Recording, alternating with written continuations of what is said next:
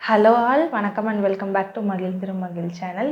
இந்த வீடியோ வந்து இனிமேல் உங்களை யாரையுமே ஏமாற்ற மாட்டீங்க, ஏமாற மாட்டீங்க. அந்த மாதிரி ஒரு சூப்பரான வீடியோங்க. அதிக காசு கொடுத்து கடையில் வெளியே வாங்காமல் நம்மளே ஈஸியாக சிம்பிளாக எப்படி தயாரிக்கலாம் அப்படிங்கிறத உங்கள் கிட்ஸ்லேருந்து பெரியவங்க வரைக்கும் எல்லாருக்கும் ரொம்ப யூஸ்ஃபுல்லான இருக்கக்கூடிய விஷயங்க. அது என்னென்னு வீடியோக்குள்ளே போய் சொல்கிறேன் வாங்க. பேசிக்காக எல்லாருமே ஒரு சின்ன குழந்தையிலேருந்து பெரியவங்க வரைக்கும், அது பையன் பொண்ணு எல்லாருமே வந்து ஹேர் மேலே வந்து ரொம்ப வந்து விருப்பமாக இருப்பாங்க. ஏன்னா டிஃப்ரெண்ட் ஹேர் ஸ்டைல்ஸ் வைக்கணும் எல்லாமே. ஒரு வந்து இப்போ நியூ ஜென்ரேஷன் கூட ஹேர் ஸ்டைலுக்காக நிறைய முடி இருந்தால் தானே ஸ்டைல் பண்ணிக்க முடியும், அந்த மாதிரி ஒரு தாட்டுங்க. ஸோ யங்ஸ்டர்ஸ்லேருந்து வயசாக எல்லாருக்கும் முடி ஹேர் ஃபால்னாலேயும் ஹேர் கலர் சேஞ்ச் ஆகிறதுனாலையும் ஹேரில் ஸ்ட்ரென்த்து குறையிறதுனாலையும் கண்டிப்பாக ஒரு ஸ்ட்ரெஸ்ஸு வரும். ஸ்ட்ரெஸ்னால இன்னும் வந்து முடி கொட்டும். ஸோ அதிக காசு கொடுத்து கடையில் வாங்குவீங்க. இப்போ நார்மலாக 1 லிட்டர் தேங்காய் எண்ணெயோட விலை வந்து 190 ரூபா அப்படி அவ்வளோதாங்க. நல்ல செக்குலாட்டின எண்ணெயே 190 ரூபா தான். பிராண்டட்லாம் இன்னும் கூட கம்மியாகவே கிடைக்கும். பட் இதே வந்து hair growth hair oil, herbal hair oil அப்படிங்கிற பேரில் பார்த்திங்கன்னா 1 லிட்டர் வந்து 2000 3000 வரைக்கும் விற்கிறாங்க. எனக்கே ரொம்ப ஷாக்கிங்காக இருந்துச்சு. என்னடா இது, ரொம்ப சிம்பிளான விஷயத்தை ஏன் இவ்வளோ காம்ப்ளிகேட் பண்ணுறாங்க அந்த மாதிரி இருக்குது. ஸோ இதுக்காக சிம்பிளாக வீட்டிலையே நம்ம எல்லாருக்கும் கிடைக்கக்கூடிய பொருளை வச்சு ஈஸியான ஹேர் ஆயில், ஹேர் க்ரோத்துக்கு ஹெல்ப் பண்ணக்கூடிய ஹேர் ஆயிலுங்க. இதில் சீக்ரெட் இன்க்ரீடியண்ட், எந்த வீடியோ வேணாலும் எடுத்து பாருங்கள், சீக்ரெட் இன்க்ரீடியண்ட்னு சொல்லுவாங்க. இதில் உண்மையாகவே ஒரு சீக்ரெட் இன்க்ரீடியண்ட் கூட கிடையாது. எல்லா இன்க்ரீடியண்ட்டையும் நான் லிஸ்ட் அவுட் பண்ணி காமிச்சிட்றேன், என்னென்னு வாங்க சொல்கிறேன். ஃபஸ்ட்டு வந்துட்டு கருவேப்பிலைங்க. நான் வந்து கருவேப்பிலையை நல்லா கழுவிட்டு நல்லா வெயிலில் உணர்த்தல, வீட்டுக்குள்ளேயே உணர்த்தி வச்சுருக்கேன். அது பார்த்திங்கன்னா கொஞ்சம் மொரன்னு இருக்கும். இதில் இருக்க எந்த பொருள்லையுமே ஈரப்பதம் எதுவுமே ஒரு துளி கூட இருக்கக்கூடாது, மிக்சிலையும் உட்பட, நம்ம அரைக்கக்கூடிய மிக்சியில் உட்பட. ஸோ ஈரம் இல்லாமல் எல்லாத்தையும் எடுத்துக்கணும். கருவேப்பிலையில் மட்டும்தான் மண் ஒட்டுறக்கு, ஏன்னா நான் கடையில் வாங்கினதுனால சான்ஸ் இருந்ததுன்னு சொல்லிட்டு நல்லா ஃபுல்லாக வாஷ் பண்ணிவிட்டு அந்த துண்டு போட்டு நல்லா ஈரத்தை ஃபேன்லேயே வளர்த்தி வச்சுருக்கேன்.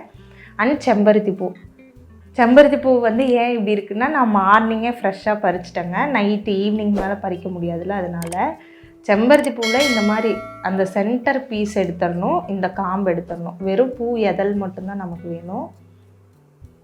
ஸோ அப்படி எடுத்து வச்சுருக்கேன், உங்களுக்கு காட்டுறக்காக கொஞ்சம் எடுக்காமல் வச்சுருக்கேன். இதில் வந்து ஒரு 10 நம்பர்ஸ், ஒரு 10 பூ இருக்குங்க. இந்த மகரந்தம் வந்து நமக்கு தேவையில்லை, காம்பும் போடக்கூடாது, வெறும் எதழ். ஃபஸ்ட்டு என்னென்ன அப்படின்ட்டு இன்க்ரீடியன்ட் சொல்லிவிட்டு எதுக்கு ஹெல்ப் பண்ணுது அந்த மாதிரி சொல்லிடுறாங்க. ஸோ செம்பருத்தி பூ வந்து உங்களுக்கு எவ்வளோ கிடைக்குமோ, 3 தான் கிடச்சிருக்கு, ஒரு 3-4 தான் இருக்குதுனாலும் போட்டுக்கோங்க. 10-15 இருக்குது, உங்கள் வீட்டிலே செடி இருக்குனாலும் செம்பருத்தி பூவோட எதழ் நீங்கள் கொஞ்சம் அதிகமாக கூட சேர்த்துக்கலாம். கருவேப்பிலை வந்து நான் ஒரு இப்படி என் கையிலன்னா ஒரு கைப்பிடி, ஒரு கை 2 கை இப்படி ஃபுல்லாக சேர்த்த மாதிரி அளவுக்கு நான் சொல்லிகிட்ருக்கேன். எண்ணெய் வந்து 1 லிட்டர், சரிங்களா? செம்பருத்தி பூ வந்து நீங்கள் எவ்வளோ வேணாலும் சேர்த்துக்கலாம். இது வந்து மருதாணி இலை. கருவேப்பிலை வந்து நான் இப்படி 2 கைக்கு எடுத்தேன், இது வந்து 1 கை, அதில் பாதி இருந்தால் போதும். இது வந்து வேப்பந்தலை, அதுவும் அப்படி தான் 1 கை. எல்லாமே நான் காலையில் ஃப்ரெஷ்ஷாக தாங்க பறித்தேன். இப்போ நான் ஈவினிங் தான் இந்த வீடியோ எடுக்கிறதுனால கொஞ்சம் சனங்கனமாக இருக்குது, அவ்வளோதான். அடுத்தது இதில் நான் இன்னொன்று முக்கியமான சொல்ல மறந்துட்டேன். இது வந்து ஒத்த செம்பருத்தி அப்படின்னு சொல்லுவாங்க. இது அடுக்கு செம்பருத்தி கிடையாது, ஒத்த செம்பருத்தி, அதுவும் சிவப்பு கலர், நல்லா டார்க் சிவப்பு. வேறு செம்பருத்திலே நிறைய வெரைட்டி கலர் இருக்குது, அது கிடையாது. அந்த செம்பருத்தி எங்கேருந்து பறிச்சனோ அதோட இலை. ஸோ இந்த கலர் ரெட்டு கலர் தான் வேணும், ஒத்த செம்பருத்தி தான் வேணும், அதோட இலை. ஸோ இதுவும் வந்து ஒரு 10 நம்பர், ஒரு கைப்பிடி அளவு எடுத்து வச்சுருக்கேன். ஸோ இதெல்லாம் தாங்க மெயின் இன்க்ரீடியன்ட்ஸு. இதெல்லாம் வந்து எல்லாருக்கும் ஈஸியாக கிடைக்கக்கூடிய ஐட்டமா. ஸோ கொஞ்சம் நம்ம தேடி பார்க்க வேண்டியது வந்து இந்த கருஞ்சீரகம். சூப்பர் மார்க்கெட்டில் கிடைக்கும். நானும் அங்கேருந்து தான் வாங்கிட்டு வந்தேன். கருஞ்சீரகம், வெந்தயம். வெந்தயம் எல்லாருக்கும் தெரியும், நம்ம பொதுவாக மாவாட்டுறதுக்கு சமையலுக்கு அதிகமாக யூஸ் பண்ணுவோம். இது வந்து கரிசலாங்கண்ணி பவுடர். ஏன்னு கேட்டிங்கன்னா கரிசலாங்கண்ணியும் இந்த மாதிரி நமக்கு இலைத்தலையாக ஈஸியாக கிடைக்கும். பட் அதை நம்ம கொஞ்சம் தேடி போய் அலையணும். என்னோடய கார்டன்லேயே இருந்துச்சுங்க, நான் தெரியாமல் பறித்து போட்டேன். நமக்கு அது வந்து பார்த்திங்கன்னா களைச்செடி மாதிரி தான் இருக்கும். கரிசலாங்கண்ணின்னு உத்து பார்த்தா தான் தெரியும். என்கிட்டயே வெள்ளை கரிசலாங்கண்ணி இருந்தது, அப்போ அதோட மகிமை தெரியல, போட்டுட்டேன். இந்த தடவை அதுக்காக வந்து பவுடராக வாங்கியிருக்கேன். இது வந்து அவுரி இலை, அவுரின்னு சொல்லுவாங்க, அவுரி இலை பொடி. இது ரெண்டுமே வந்து இலையாகவே கிடைக்கும், பட் தேடி ரொம்ப கஷ்டப்பட்டு கிடைக்கணும். பட் இது வந்து ஆயுர்வேதா கடையில் வந்து பவுடராகவே கிடச்சிது, பியூர். ஸோ அந்த பவுடர் வாங்கிட்டு வந்திருக்கேன். இதை நம்ம அப்படியே மிக்சியில் போட்டு கிரைண்ட் பண்ணிக்க போகிறோம், அவ்வளோதாங்க. ஸோ ஃபஸ்ட் நல்லா மிக்சியை நல்லா ட்ரை பண்ணிவிட்டு கருவேப்பிலை போட்டிருக்கேன், செம்பருத்தி பூ, மருதாணி இலை, வேப்பந்தலை 4, இது செம்பருத்தி பூவோட இலை. 5 ஐட்டம் அப்படியே இலையாகவே கிடச்சி போட்டிருக்கேன் இல்லையா. ஸோ கருவேப்பிலை வந்து நல்லா முடியை இன்டேக்காகவும் எடுத்துக்கலாம். நீங்கள் மெயினாக கருவேப்பிலை வந்து இன்டேக்காகவும் எடுத்துக்கலாம். வெளியே எடுத்துக்கும் போதும் முடி வந்து நல்லா கருகருன்னு ஸ்ட்ராங்காக அடர்த்தியாக கிடைக்கும். மருதாணி இலை வந்து முடியை நல்லா குளிர்ச்சியாக மெயின்டைன் பண்ணும், மாய்ஸ்சரைசிங்காக வச்சுக்கும். செம்பருத்தி பூ வந்து அந்த கலர் நல்லா டார்க்னஸ் கலருக்கும் முடிக்கு தேவையான சத்தும் கொடுக்கறதுக்கு செம்பருத்தி பூவும் இலையும். வேப்பந்தலை எதுக்குன்னா ஸ்கேல்பில் வந்து எந்த கிருமி, இன்செக்ட், பேனு அந்த மாதிரி டேண்ட்ரஃப் எதுவும் வரக்கூடாது, நல்லா ஹெல்த்தியாக இருக்கணும், நல்லா அதோட எதிர்ப்பு சக்தின்ட்டு சொல்லுவாங்க ஸ்கேல்ப், அதை நல்லா ப்ரொடெக்ட் பண்ணும் பாதுகாப்பாக. அதுக்கு தான் வேப்பந்தலை. இது எல்லா ஐட்டத்தையும் நம்ம மிக்சியில் போட்டு அரைச்சிட்டு அது கூட கருஞ்சீரகம் வந்து ஒரு நான் காட்டுற அளவு கருஞ்சீரகம் பாருங்கள் எப்படி இருக்கும்னு.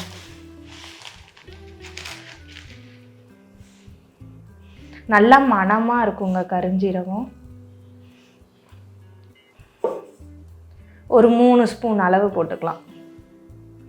வெந்தயம் ஒரு சின்ன கைப்பிடி அளவு. வெந்தயமும் அப்படிதான் ஹீட் ஜென்ரேட் பண்ணாமல் நல்லா குளிர்ச்சியாக வச்சுக்கிறதுக்கு. இது ரெண்டும் உங்களுக்கு இலையாக கிடைச்சாலும் போட்டுக்கோங்க, இல்லை இந்த மாதிரி பொடியாக வாங்கி யூஸ் பண்ணுறதுனாலும் பண்ணிக்கலாம். இலையாக போட்டிங்கன்னா க்ரீன் கலரில் இருக்கும், பொடியாக போட்டிங்கன்னா அந்த கலர் கிடைக்காது. இலைனா எப்போவுமே ஃப்ரெஷ் தானே. இது வந்து ஆல்ரெடி அவங்க காய வச்சு பவுடரில் அரைச்சிருப்பாங்க மிஷினில் கொடுத்து. ஸோ இது வந்து ஒரு 2 டேபிள் ஸ்பூன்.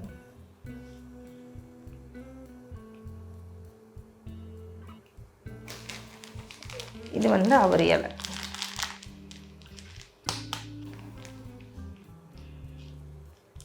ரெண்டு டேபிள் ஸ்பூன். இதில் எல்லாமே நமக்கு ஈஸியாக கிடைக்கக்கூடிய ஐட்டம் தாங்க. கரிசலாங்கண்ணி வந்து முடிக்கு ரொம்ப ரொம்ப ஹேர் க்ரோத்துக்கு நல்லா ஹெல்ப் பண்ணும். அதுக்காக தான் கருஞ்சீரகம் ரொம்ப முக்கியம். அது மட்டும் கண்டிப்பாக வாங்கி போட்டுக்கோங்க. வெந்தயம் இதெல்லாம் எடுத்துகிட்டு நம்ம இப்போ மிக்சியில் கிரைண்ட் பண்ண போகிறோம். கிரைண்ட் பண்ணிட்டு காட்டுறேன் வாங்க. இப்போ நான் மிக்சியில் எடுத்துகிட்டு வந்திருக்க இன்க்ரீடியன்ட்ஸ் எல்லாமே ட்ரை இன்க்ரீடியன்ட்ஸ். ஸோ அதை ஃபஸ்ட்டு கிரைண்ட் பண்ணிக்கணும். இது போட்டு அரைச்சதுக்கப்புறம் நெல்லிக்காய் வந்து நான் இதில் சொல்லலை. நெல்லிக்காய் வந்து ஒரு 2 நெல்லிக்காய். எனக்கு இன்றைக்கி நான் போய் கடையில் தேடி பார்த்தா கிடைக்கல. நெல்லிக்காய் பொடி வாங்கி போடுறதுக்கு வந்து எனக்கு இஷ்டம் இல்லை. நீங்கள் வந்து கிடைச்சா கண்டிப்பாக ஆட் பண்ணிக்கோங்க ஃப்ரெஷ்ஷான நெல்லிக்காய். அண்ட் கத்தாழை ஜெல்லு எங்கிட்டயே கார்டனில் இருந்துச்சு. ஸோ கத்தாழை எடுத்துகிட்டு வந்து இந்த மாதிரி தோலை ஃபுல்லாக ரிமூவ் பண்ணிவிட்டு அதோட ஜெல் மட்டும் எடுத்துகிட்டு வச்சுருக்கேன். ஸோ இதை வந்து பவுடர் ஃபார்மேட்டில் அரைச்சிட்டு அப்புறம் கத்தாழை போட்டு அரைச்சிக்கலாம். ஸோ இவ்வளோதாங்க. ஃபஸ்ட்டு இதை வந்து ஒரு பேஸ்ட் மாதிரி அரைச்சிக்கலாம்.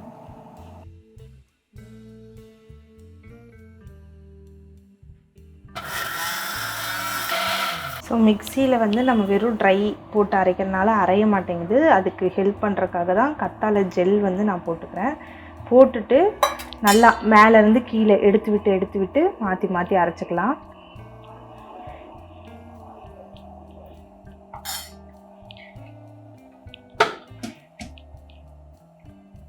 இப்போவும் அரைக்கலைன்னா நீங்கள் காசுறதுக்கு ரெடியாக வச்சுருக்கீங்கல்ல, அந்த எண்ணெயே கூட கொஞ்சம் சேர்த்து அரைச்சிக்கலாம். நான் கத்தாழை போட்டு ஒரு செகண்ட் அரைச்சிட்டேங்க. இது வந்து வெளியில் வாங்கின செக்கு எண்ணெய் தான், செக்கில் ஆட்டின சுத்தமான நல்லெண்ணெய். அது வந்து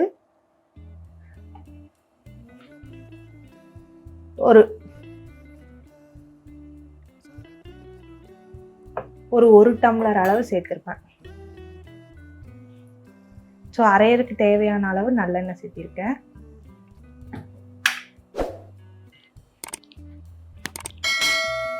அண்ட் அதே மாதிரி செக்கில் ஆட்டின சுத்தமான விளக்கெண்ணெய் ஓகே கொஞ்சமாக சேர்த்திருக்கேன். விளக்கெண்ணெய் வந்து கொஞ்சமாக தாங்க சேர்க்கணும், இல்லைன்னா ரொம்ப பிசு தன்மை கொடுக்கும். இப்போ இதை அரைச்சி பார்க்கலாம். இது கூட 10 சின்ன வெங்காயம் ஜஸ்ட் இப்படி தட்டி மட்டும் போட்டுக்கலாம், தோல் எடுக்க தேவையில்லை. இப்படி தட்டி மட்டும் போட்டுக்கலாம். மிக்சியில் அரையணுங்கிறக்காகத்தான் இப்படி தட்டவே செய்கிறோம். அப்படி இல்லைன்னா கத்தியில் சின்னதாக வெட்டி கூட போட்டுக்கலாம். சின்ன வெங்காயம் வந்து எடுக்கும்போது மற்ற ஐட்டம் எல்லாம் வந்து அழுகிறக்கு கெட்டுறக்கு அந்த மாதிரிலாம் வாய்ப்பு இல்லைங்க. சின்ன வெங்காயம் வந்து அழுகி இருக்கும். ஸோ அதை மட்டும் செக் பண்ணிவிட்டு நல்ல வெங்காயம் போட்டுக்கோங்க, இல்லைன்னா எண்ணெயில் வந்து சிக்குவாஸ் அடிக்கும். சின்ன வெங்காயம் சாறு கூடயே போடலாங்க, நல்லது தான்.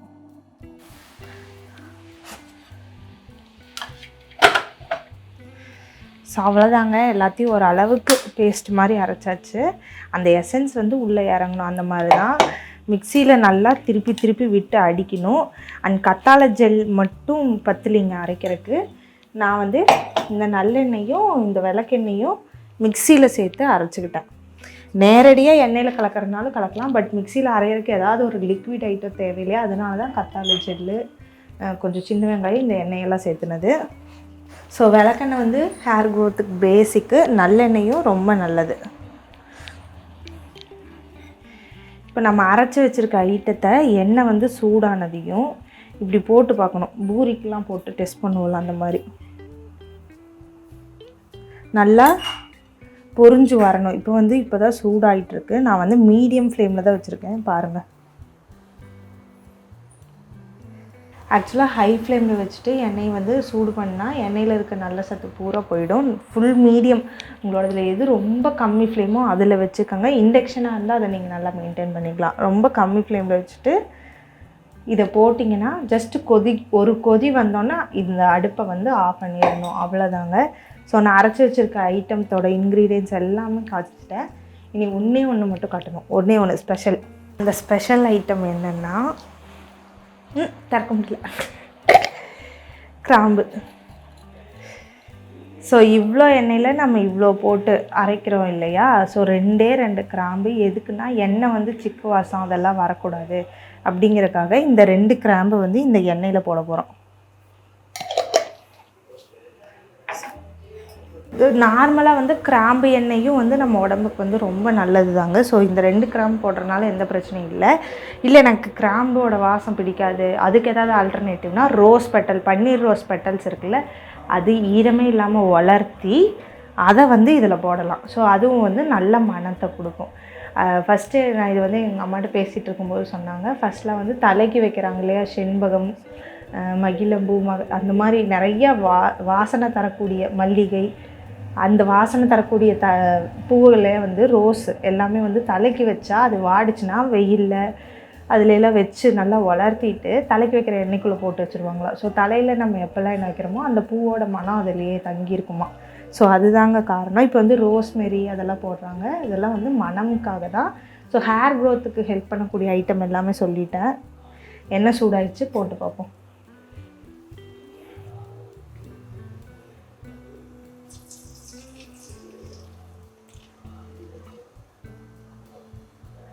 வெடிக்குது. ஸோ இதை வந்து ஒரு மீடியம் ஃப்ளேம்லேயே போட்டுருணுங்க. ரொம்ப நல்லா எண்ணெய் கொதிச்சோன்னே போட்டால் 2 மினிட்ஸ் வைக்கிறக்குள்ளே நம்ம போட்ட க்ரீன் கலரில் இருக்கிற பொருள் எல்லாமே கரிஞ்ச கலரில் ஆகிடும். அந்த அளவுக்குள்ளே ஆக விடக்கூடாது, லைட்டாக போட்டால் போதும். இதை வந்து பொதுவாக நைட் டைமில் ப்ரிப்பேர் பண்ணுறது தாங்க நல்லது. ஏன்னு கேட்டிங்கன்னா இதை வந்து மூடி வைக்க முடியாது. ஏன்னா ஹீட்டான பொருள் மூடி போட்டால் நீராவி விட்டுரும். ஸோ எண்ணெய் வந்து கெட்டுரும் சீக்கிரமே. திறந்தே வைக்கணும். பகல் நேரத்தில் இந்த குட்டீஸுங்களெல்லாம் வச்சுட்டு எண்ணெய் திறந்து வைக்க முடியாத அண்ட் ஏதோ ஒன்று தண்ணிக்கான சிந்திடும். இப்போ வந்து அடுப்பில் வச்சுட்டு போயிட்டோம்னுங்களேன், காலையில் வந்து பால் வைக்கிற வரைக்கும் அடுப்பை யாரும் டச் பண்ண மாட்டாங்க. நம்ம மூடியும் வைக்க வேண்டாம், இது அப்படியே பத்திரமா இருக்கும். ஸோ ஒரு 8 hours ஒரு நைட் ஃபுல் நைட் ரெஸ்ட்டில் விட்டுட்டு அப்புறமா இதை வடிகட்டி நம்ம எந்த ஜாடி வேணுமோ அந்த ஜாடியில் ஊற்றிக்கலாம். ஸோ அதுக்காக தாங்க பொதுவாக இந்த எண்ணெய் காசுறதெல்லாம் நைட்டு பண்ணுறது. இந்த மிக்சியில் இருக்கிற எல்லா ஐட்டத்தையும் நான் இந்த எண்ணெயில் தான் போட போகிறேன்.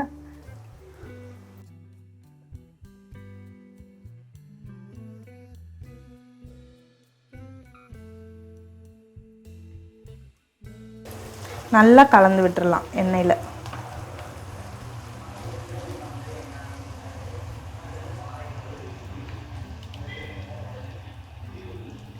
ரொம்ப இது பேஸ்ட்டாக அரைக்க தேவையில்லைங்க. நம்ம எப்படி கடைசியில் எண்ணெய் மட்டும்தான் வடிகட்டி யூஸ் பண்ண போகிறோம். ஸோ இந்த பக்குவத்தில் இருந்தாலே அப்படியே ட்ரை லீவ்ஸை அப்படியேவும் போடலாம். பட் எசன்ஸ் எல்லாம் நல்லா எண்ணெய்க்குள்ளே இறங்கணும் அப்படிங்கிறக்காக தான் இப்படி வைக்கிறது. இது ஒரு கொதி ஒரு நுரை வந்ததையும் நம்ம வந்து அடுப்பாக பண்ணிடலாம்.